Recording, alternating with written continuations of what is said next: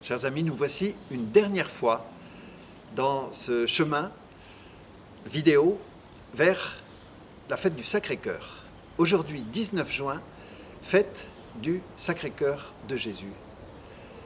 Je vous invite à vous y associer et que nous puissions faire un acte de consécration de notre Église de l'Aisne au cœur de Jésus.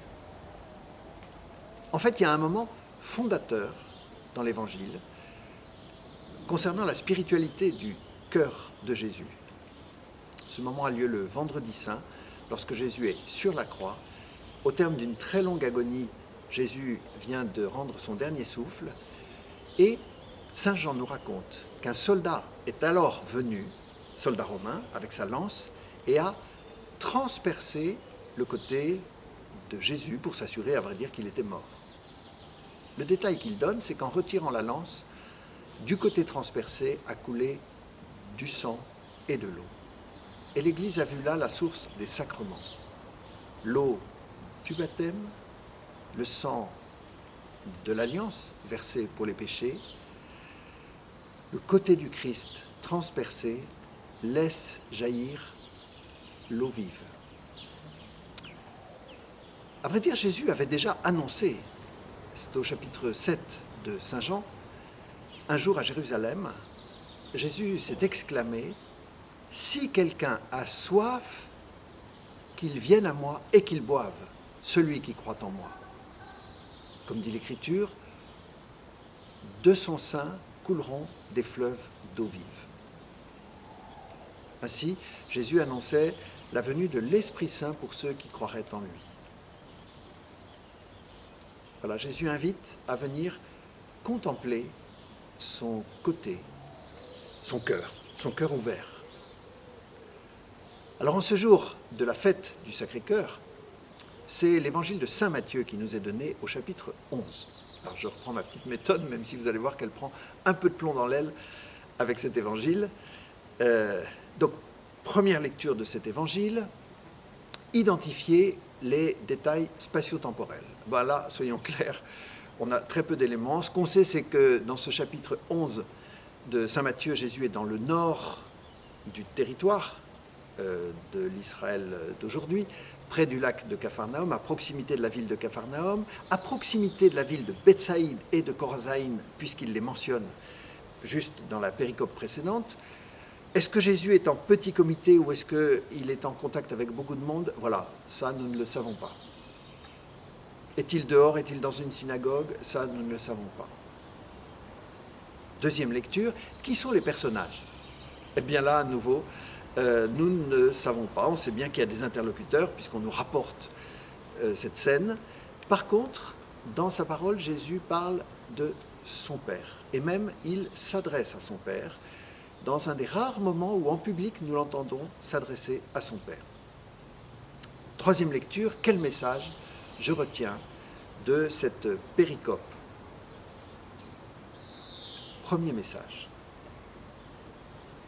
Venez à moi, vous tous qui peinez sous le poids du fardeau.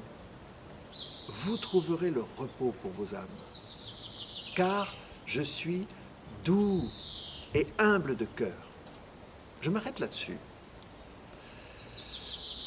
Comment comprendre Jésus qui affirme « Je suis doux et humble de cœur » auprès de ceux qui portent des lourds fardeaux?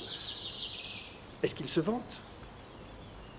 Alors on sait bien, non, Jésus n'est pas en train de se vanter, il n'est pas orgueilleux. Probablement Jésus est en train de faire une confidence. En cette heure où Jésus est en contact avec des personnes fatiguées, Jésus est lui-même soit dans un état de fatigue, soit dans un état d'accablement.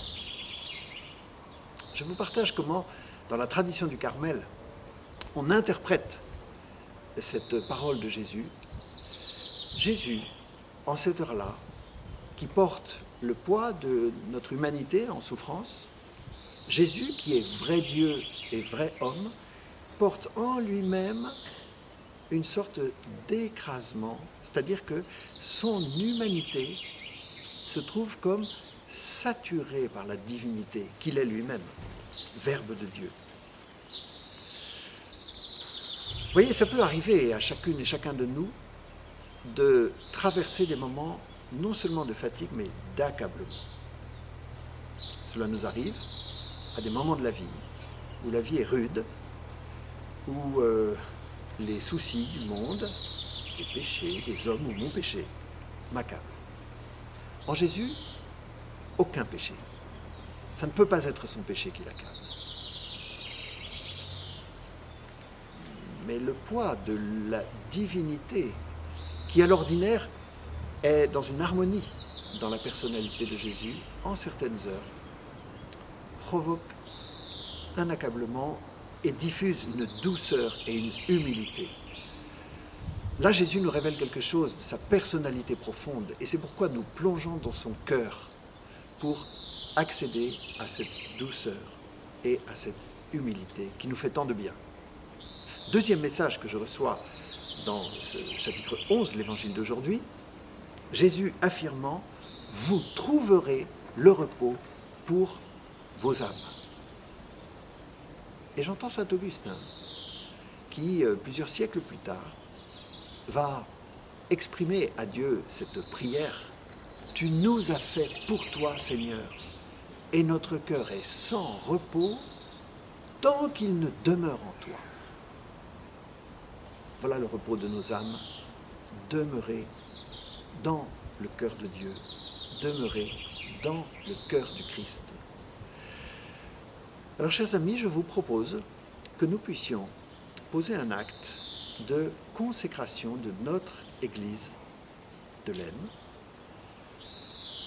qui a traversé la douloureuse crise du Covid. Nous savons que des séquelles vont demeurer, qu'il nous faudra puiser en Christ force, énergie, courage, trouver en Christ le repos pour nos âmes. Alors je vous invite à poser cet acte de consécration de notre Église diocésaine au cœur du Christ en ce jour de la fête du Sacré-Cœur. Ce soir, je me rends à La Capelle, en Thiérache, le village natal d'un amoureux du cœur de Jésus, le Père Léon Dehaut. J'irai célébrer la messe avec les pères du Sacré-Cœur de Saint-Quentin, puisque Léon Dehaut a fondé la communauté des prêtres du Sacré-Cœur de Saint-Quentin. C'est leur fête aujourd'hui. Je vous invite donc à entendre, et puis si vous le pouvez, prononcer cette consécration, qu'il y a 10 jours, les évêques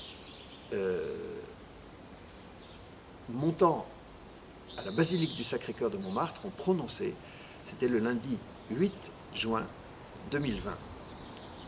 Voici cette consécration. Seigneur Jésus, après ces mois d'épreuves sanitaires, en communion avec tous nos frères et sœurs dans la foi, nous te confions ceux qui sont morts et ceux qu'ils laissent dans le chagrin. Nous venons aussi te rendre grâce et te confier notre pays. Sois béni d'avoir été à nos côtés alors que nous traversions l'épreuve de la pandémie. Comme tu nous as protégés en bien d'autres circonstances de notre histoire. Sois béni pour la prière que ton esprit a maintenue vivante alors que ceux qui croient en toi ne pouvaient plus se rassembler pour te célébrer. Sois béni pour les multiples gestes fraternels à l'égard des plus démunis et pour le dévouement des soignants. Sois béni pour l'accompagnement des malades et le soutien aux familles éprouvées. Sois béni pour l'engagement de ceux qui doivent veiller sur toutes les composantes de notre communauté nationale. Nous t'en prions. Accorde maintenant à tous la grâce du discernement et de la détermination pour mettre en œuvre les changements nécessaires et faire face aux difficultés de la période à venir. À chacun des membres de ton Église, accorde d'être attentif à tous et d'annoncer ton évangile. Remplis-nous de ton amour qui vient de ton cœur, jusqu'au jour où tu nous accueilleras dans la cité céleste. Amen. Je vous adresse maintenant, pour achever ce parcours vidéo, 2 invitations. Une première invitation, c'est l'invitation de Lourdes. Notre pèlerinage ne pourra pas se rendre à Lourdes cette année, mais nous vivrons Lourdes autrement dans l'Aisne. C'est du 6 au 11 juillet.